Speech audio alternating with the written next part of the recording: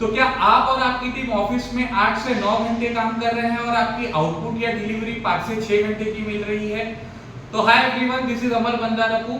मैं इस वीडियो में आपको 2 इंपॉर्टेंट कांसेप्ट जैसे श्रिंकेज और एब्सेंटिज्म को ब्रेक डाउन करने की कोशिश करूंगा और मोस्ट इंपॉर्टेंटली मैं ये बताऊंगा कि कैसे ये आपके प्रोडक्टिविटी को इंपैक्ट करता है। तो अगर आपने मेरा लास्ट वीडियो देखा रहेगा जो कि एट्रिशन पे बेस्ड था, वहां पे मैंने आपको एक एग्जांपल दिया था कि प्रोडक्टिविटी कैसे और क्यों इंपैक्ट होती है।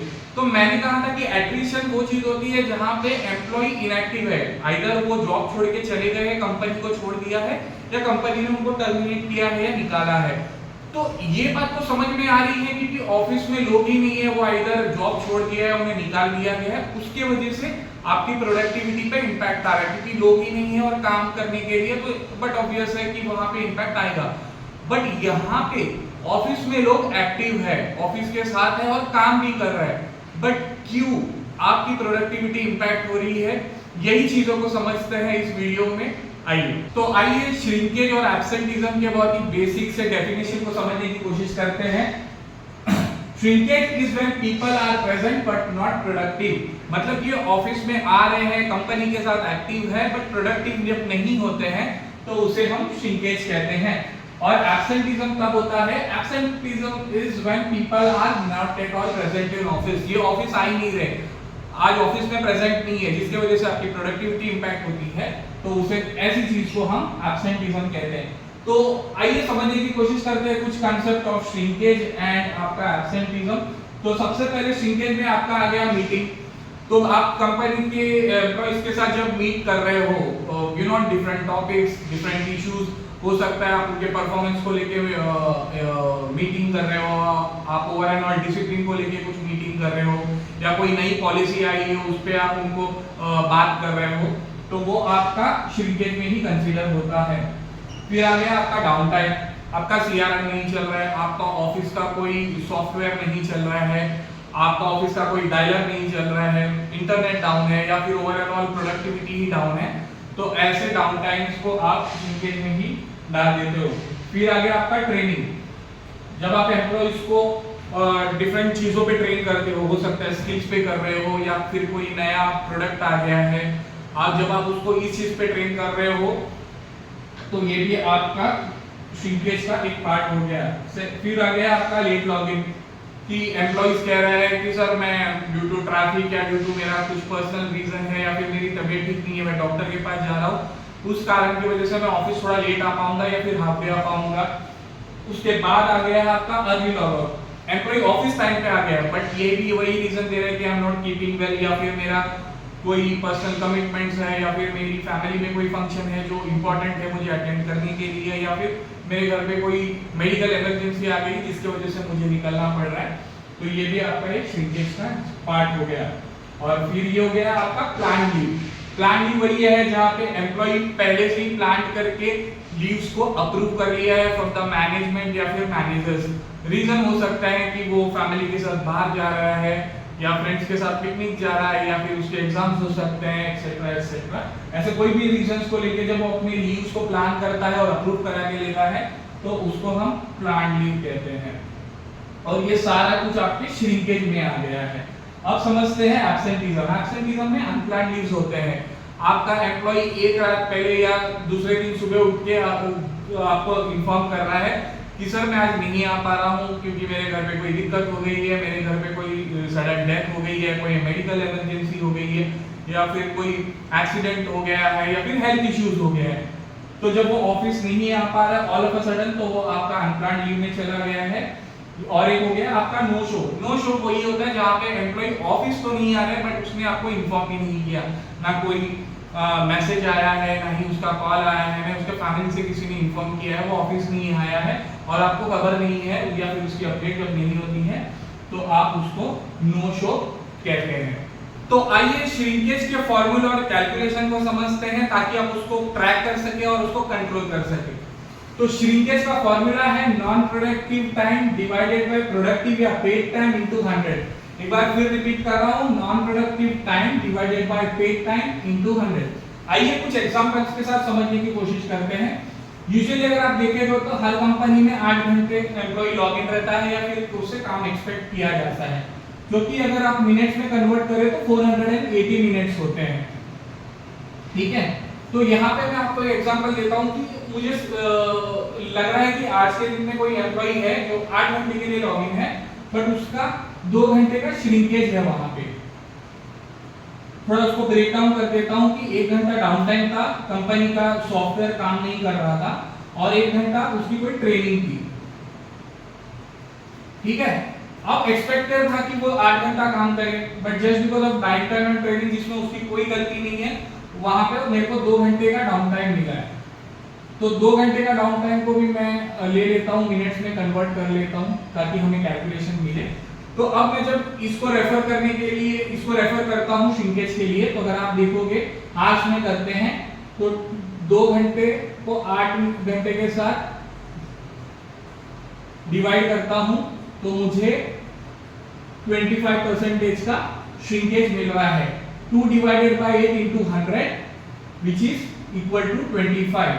अगर उसको मिनट्स में ले लेता हूं तो 120 minutes divided by 480 minutes into 100 is equal to 25%। इसका मतलब है मेरा श्रिंकेज परसेंटेज 25 था। ठीक है, आइए एक बेसिक और एक ब्रीफ कैलकुलेशन के थ्रू समझने की कोशिश करते हैं, जहां पे मैं एब्सेंटीज्म, प्लांट श्रिंकेज और ओवरऑल श्रिंकेज को भी आपको कैसे कैलकुलेट करके करना है वो बता रहा हूं यहाँ पे। तो एग्जांपल के लिए देखिए, अगर मेरा हेड काउंट या मैन पावर, टीम का स्ट्रेंथ वो है 100 का। ठीक है, अब मान लीजिए कि मेरा 100 का हेड काउंट था और आज के दिन का श्रिंकेज अगर मैं कैलकुलेट कर रहा हूं, बट मैं ये देख रहा हूं कि प्लांट लीव ऐसे 10 लोग थे जिन्होंने प्लांट लीव 3 महीने पहले, 2 महीने पहले या 15 दिन पहले उन्होंने ऑलरेडी मुझसे अपना प्लांट लीव अप्रूव कर चुके थे। उनको गांव जाना है, उनके घर पे कुछ फंक्शन है, शादी करनी है, तो ऐसे एम्प्लॉइज का काउंट था 10। अब मैं मेंटली प्रिपेयर्ड था एज अ मैनेजर, फिर एज अ लीडर या फिर एज अ मैनेजमेंट कि आज मुझे 100 के मैन पावर नहीं मिलेगा। मेरा प्लान लीव था एम्प्लॉइज का जो मुझे हॉनर करना था और मैंने हॉनर कर दिया है। उस हिसाब से प्लान करके बैठा हूं कि आज मुझे 90 लोगों के साथ काम करनी है। ठीक है, अब जब मैं 90 लोगों का कैलकुलेशन करके बैठा हूं, ठीक है, अब आज के दिन या फिर कल रात को मुझे ऐसे 10 एम्प्लॉइज का, इन टोटल 10 एम्प्लॉइज का मैसेज आया, कॉल आया कि सर आज हम नहीं आ पा रहे, मुझे पेट में दर्द है, मेरी तबीयत ठीक नहीं है, मेरे घर पे कोई इमरजेंसी हो गई है।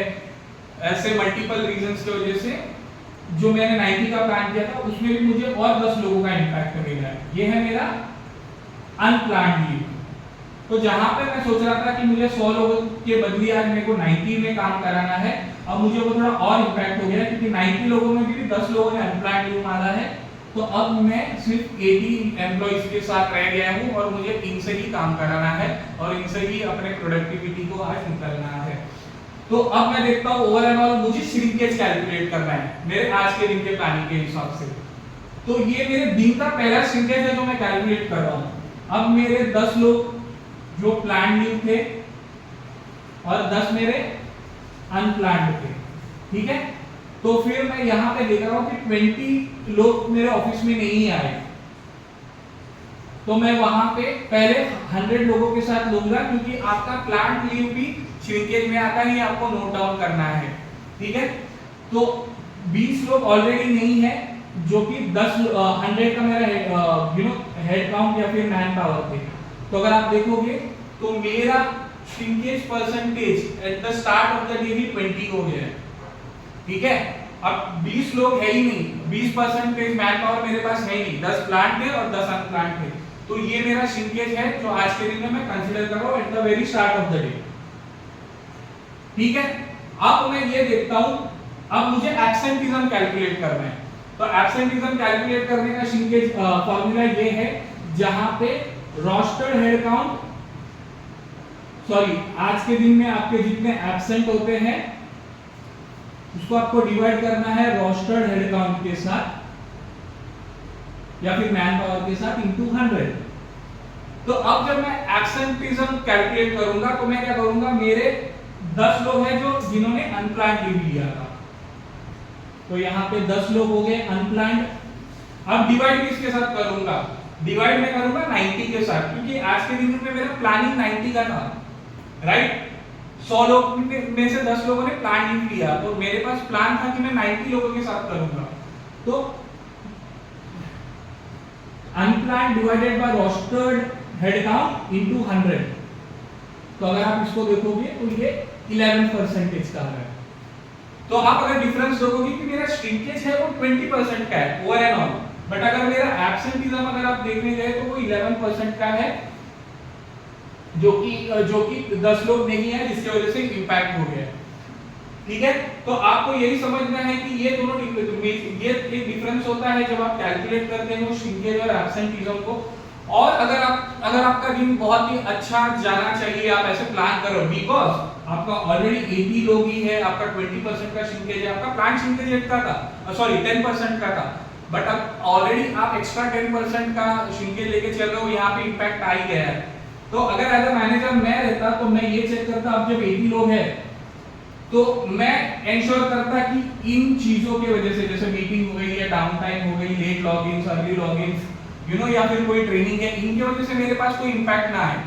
ठीक है, अगर कोई ट्रेनिंग या फिर कोई भी मीटिंग है जो बहुत इंपॉर्टेंट है, तो मैं इंश्योर करूंगा कि मैं उसका टाइम कम करूँ। अगर वो 2 घंटे का, तो मैं कैसे उसको 40 मिनट्स में कंप्लीट कर सकता हूँ, या कैसे आधे घंटे में कर सकता हूँ, क्योंकि मुझे भी इंश्योर करना है कि मेरा केपीआई में तो और वहां पे इंपैक्ट ना आ जाए। या फिर मैं ये चेक कर सकता हूँ कि बिकॉज मेरा मैन पावर आज थोड़ा कम है, तो क्या मैं ये ट्रेनिंग या मीटिंग्स को कहीं पोस्टपोन कर सकता हूँ अगले दिन, अगले 2-3 दिन के बाद, या 3-4 अगले हफ्ते के लिए, ताकि जब मेरा पूरा मैन पावर आए तो मैं उस हिसाब से उसको प्लान कर सकूं। तो श्रिंकेज एक ऐसा कंसेप्ट है जो आपको कंट्रोल तो करना ही है, क्योंकि ये होता ही रहेगा, लोग छुट्टी लेंगे, वहां पे अनप्लान्ड होगा, तो ऐसा नहीं है। बट अगर आप इसको प्रोडक्टिविटी पे इंपैक्ट नहीं करना चाहते हो, तो आपको इंश्योर करना पड़ेगा कि आप इसको ठीक से ट्रैक करें और उस हिसाब से आप उसको कंट्रोल भी करें। तो मोस्ट ऑफ द टीम का परफॉर्मेंस इशू नहीं होता, बट उनकी विजिबिलिटी का इशू होता है। तो अगर आप कोई टीम मैनेज कर रहे हो और श्रिंकेज और एब्सेंटिज्म को ठीक से समझ पाए, तो आप अपनी टीम के परफॉर्मेंस को बेटर मैनेज कर सकते हो। और अगर आप ऑलरेडी कोई टीम मैनेज कर रहे हो, तो आपको ये कंसेप्ट्स को ट्रैक बिल्कुल करना चाहिए। आई होप ये वीडियो आपको यूजफुल रहेगी। आपके कोई थॉट्स या सजेशन है तो आप हमें कमेंट बॉक्स में जरूर बताइए, और ऐसे ही कॉर्पोरेट कंसेप्ट्स के लिए कॉर्पोरेट डिकोडर को लाइक, शेयर और सब्सक्राइब जरूर कीजिए।